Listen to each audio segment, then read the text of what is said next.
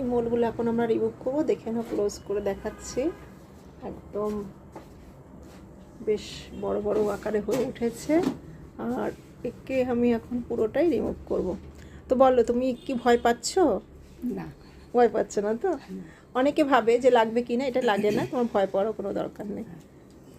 চলো,